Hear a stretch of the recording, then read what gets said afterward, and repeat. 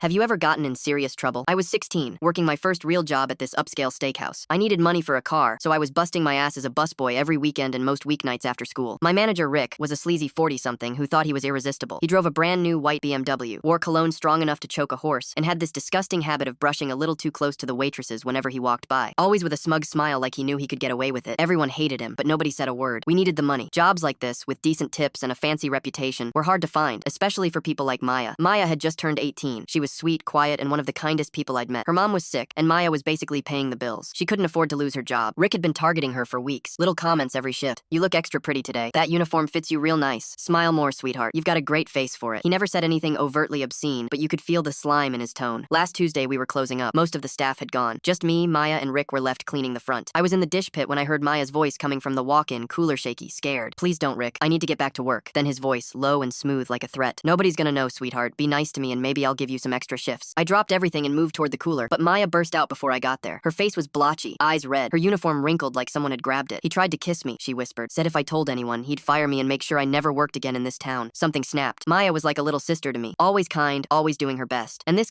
predator was using his position to scare her. Rick stepped out a minute later, adjusting his tie, acting like nothing happened. Maya, make sure table 6 is cleaned properly before you leave, he said, smug as ever. I wanted to deck him, right there, but that wouldn't help Maya, wouldn't stop him, so I thought of something better. Rick always parked right under the parking lot security camera said it kept his precious BMW safe. Ironic. After his taillights disappeared, I biked to the 24-hour grocery store next door and bought 5 cans of the cheapest tuna they had, plus a manual opener. Spent $12. Rick got to work early every day, 6 a.m. to count receipts, so I set my alarm for 5:30 and biked back to the restaurant while it was still dark out. His BMW sat gleaming under the streetlight. I opened every can of tuna and poured the nasty, oily juice through the gaps in his air conditioning vents. Then I stuffed chunks of tuna deep into his exhaust pipe, packing it real tight. I was back home by 6:15, pretending to sleep when my alarm went off again. By 7, my phone was blowing up. Rick had shown up, screaming about vandalism. The smell was so bad, all the doors on Rick's BMW had to be flung open just to air it out, and, even then, the stench drifted into the restaurant. It was so strong that the customers gagged, and they had to prop open the restaurant doors just to breathe. Rick, panicking, called the police and demanded to see the security footage. Turns out the camera caught everything. Me on my bike, tuna cans in hand. When the cops showed up, that's when Maya finally found her voice. With them standing there, she told them everything. And once she did, 3 other waitresses came forward too. Rick had been doing this for years. The police were more focused on the harassment than the fish prank. The corporation fired Rick that afternoon, but they fired me too. Destruction of property, they said. I was unemployed for 2 months. My parents were furious. You ruined your job over someone else's problem, my dad shouted. Then Rick's insurance came after me for damages. Apparently, defishing a BMW costs $847. There went my car savings. My parents made me work at McDonald's to pay back the lawyer fees, minimum wage, grease burns, and no tips. But Maya, she stayed. The new manager was decent. Within 6 months, she got promoted to head waitress. Last month, she texted me a photo of her college acceptance letter to Stanford. All it said was, "Thank you for standing up for me when no one else would."